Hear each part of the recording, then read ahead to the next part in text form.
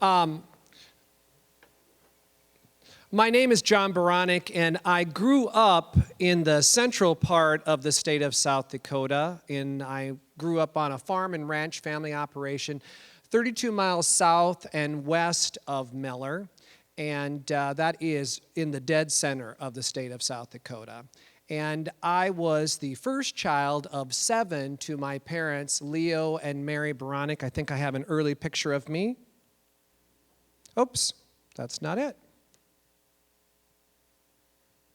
We're going to go with that then. This is my parents, Mary and Leo Beranek. They look like any typical Midwestern parents. They're standing outside their home in Miller. And I was the first of their 7 children. I believe, there's the 7 children. We're going to try one more. There's the one I wanted. That is me, and if you can't tell what's in my mouth, that's a bottle of Grain Belt in my mouth, which says a little something about my family. These are the rest of the children that are in our family. That's my father, Leo, right there. He has a drink in his hand, and he's quite fond of saying it's 5 o'clock somewhere, isn't it? And the rest of the children, my parents, neither of them went to college. So higher education was extremely important to them. They've raised a pharmacist, a attorney, a stock analyst, a mother and a substitute teacher, and a boy who leads a seed and feed elevator, and their oldest child is a consultant, which my parents have no idea what that is and what it is that I do for a living at all. Can I black this? Can I black it? Okay.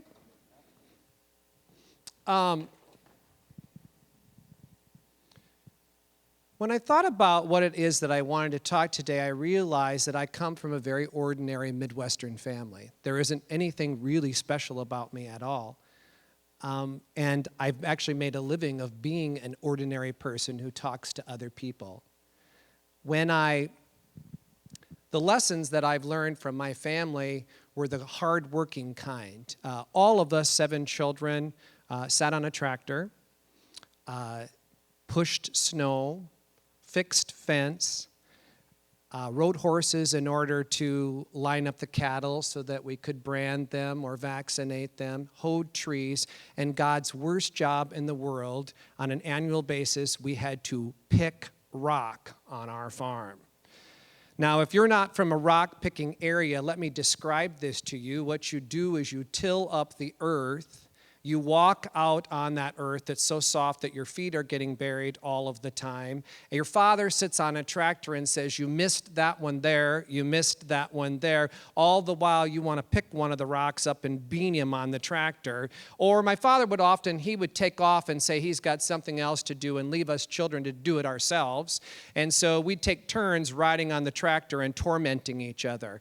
And when my brother Tom, who I always thought was particularly lazy, wasn't working hard enough, I would threaten him with the teeth on the bucket of the tractor, in which we would fill all the rocks up, drive to the end of the field, and dump. And one time my brother dramatically rolled on the ground, and I said, "Oh, get up, you faker." And actually what had happened is I'd run 2 of the teeth right into his back, which caused my mother to yell at my father and my father to yell at me. And my first lesson is that when you are bored, accidents will happen.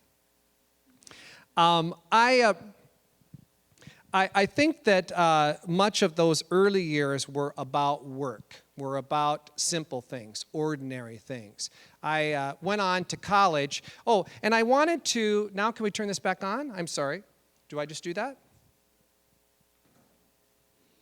When I went to college, I had went to a 2-room schoolhouse most of my life. All of us that were in that schoolhouse were related to each other. The 2 very young teachers that taught us taught all of the grades and all of the subjects. And it was a daunting task, and we learned a lot from them. But one of the things that I was instilled to believe was that I really could do anything. And so when I went off to college, while most young people wanted to be a fireman or to be a law enforcement officer, I really wanted to be the President of the United States. I don't know why I didn't figure out at an early age that probably was not going to happen to me, that I probably didn't have what it took to be the President of the United States, but I went off to college. And when I went to college, everyone looked like me. And when I got to college at the University of Minnesota Morris, who aggressively draw people from all over the world, it was a completely new adventure to me to see people that had come from different cultural and different background experiences. And I learned a great deal when I was in college. One of the things that I learned was I had probably at this point decided I'm not going to be the President of the United States, but still in the back of my mind I wanted to be a congressman. And so I got involved in politics, and very quickly I got on the Student Senate to be involved. I was on the Finance Committee, and as part of the Finance Committee, we were to watch and to allocate dollars for all the student-run organizations. So on our first day of hearings, and my first time that I was on the Student Senate and the financial group, someone from the Black Student Union came to present their proposal. Now, this was at the time when Nelson Mandela was still in prison, and the University of Minnesota was being protested against because they did not disinvest from South Africa. So it was a politically charged time. And so the young man who came from the Black Student Union had put nothing on his application. And I truly think he was just being lazy and hadn't filled it out. And so we said to him, you have to follow the procedures and fill this out. And he looked up at us and he said, you're all white. How could you know what we at the Black Student Union want? The chairman froze, didn't know exactly what to say. I leaned over in my chair and I said to him, why don't you tell him he can be at the end tomorrow so he'll have time to prepare his budget. So he went away. And he came back. The next day, he had over a dozen friends from the Black Student Union. And again, they came with great pomp and circumstance to present to us a zero budget that had nothing on their paperwork, and said to us, we as white students couldn't possibly understand what the Black Student Union needed. It very quickly got angry. People started swearing and saying bad things to us. And finally, I said to the chairman, we don't have to take this. Why don't we go into executive session? So the chair invited them, 2 representatives from their group, to come to us the next day in executive session. The next day, between 60 and 100 minorities on our campus were there. Suddenly, other races were deciding to join in the debate as well, and the noise was so loud outside of our executive session that we could barely hear the 2 people talking at all. And the president at this point was so frozen into inaction, he didn't know what to do. And I said to the representatives that you will be allotted $0 for the next year by your own choosing. That's all we can do. That night when I went to the cafeteria, I was spit on by every African American in the cafeteria. And they received a death threat on my life, and they put security outside of my room that night. The next morning, I got a phone call from the president of the university. And he said, will you please come to meet with me right away? So that morning I went to meet with him, and he said to me very diplomatically, John, I understand what you guys are trying to do, but I'm going to overrule your decision. We're going to give them the same amount of dollars they had last year, not a penny more and not a penny less. I left the meeting very, very angry because I was now feeling very righteous about what it was that we should be doing. And I went to the cafeteria that day to eat lunch, and every African American that walked by me spit on me while I was having lunch. And I was reading the student newspaper, and I saw in the paper there were auditions for the UMM Black Gospel Choir. Since I sat on the Student Senate, and since I knew as part of the Finance Committee, no organization could have something that was just for one race. And since I was a singer in the concert choir, I decided the next day I would audition for the UMM Black Gospel Choir. By this point, you can imagine that every African American on campus knew who I was. So when I walked into the room, the woman that was leading the group said to me very sarcastically, may I help you because I think you're in the wrong room. And I said, is this where the auditions for the UMM Black Gospel Choir is being held? She said, yes. And I said, then I'm in the right room, and I sat down. What I didn't know was, being a good singer, I'm a great sight reader with music, but the UMM Black Gospel Choir does not use sheet music. They put a tape on, and you have to pick the music out of the tape, and the woman was very skilled at being able to determine who was singing off key.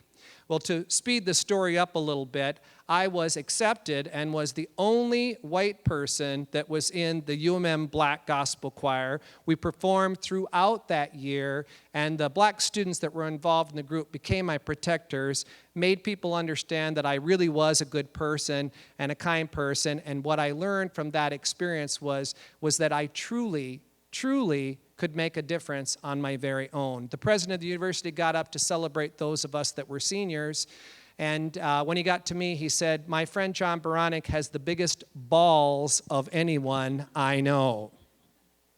I would go on to graduate from college and begin my work in state government because I still had my eye on being a congressman. I got involved with juvenile corrections, which I didn't know at the time would change my life.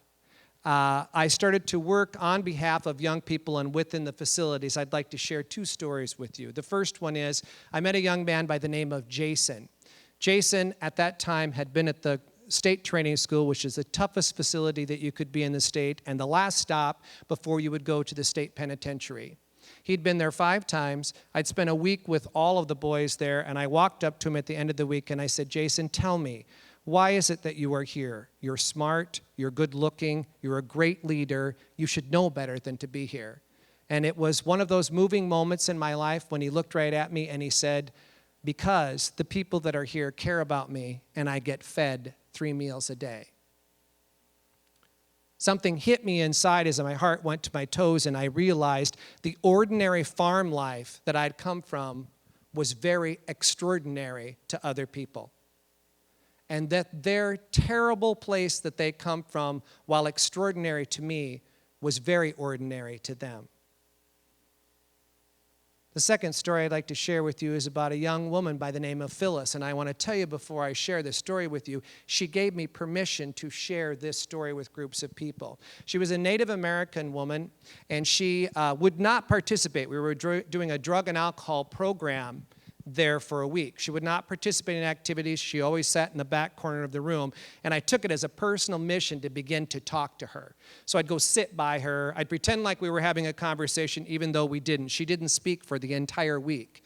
At the end of the week, I watched as the students were celebrating the leaders by giving them pieces of artwork that they had created from an artist in residence. And while I wasn't paying attention, she slipped a gift into my hand and scurried away from me. And I'd like to show you that gift.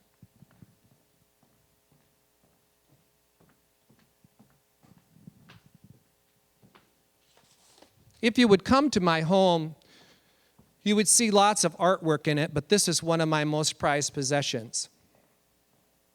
On the back it says, "To John B. from Phyllis Bluebird, thanks, I'll miss you." I was choked up and I walked across the room and I said to Phyllis, "You must tell me what this means so I can remember it and remember you." Phyllis at the time was 14 years old when I met her.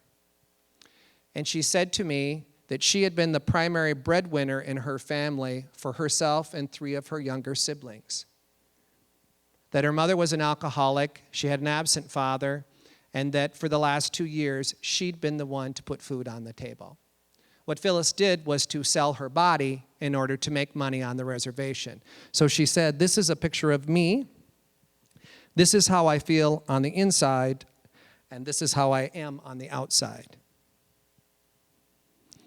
I had a consultant friend tell me one time that we walk through our lives where we have mental snapshots that are taken because you don't have time to remember everything. You don't have time to take pictures of everything. But the truth is, you will have mental snapshots. Those 2 young people that walked into my life were huge mental snapshots for me. They were mental snapshots primarily because in their world, what was extraordinary to me, the abuse that they incurred, was very ordinary to them. I was thinking today about what it was that I would talk about because I am not an innovator in industry, I'm not a researcher, and I'm certainly not a brilliant mind.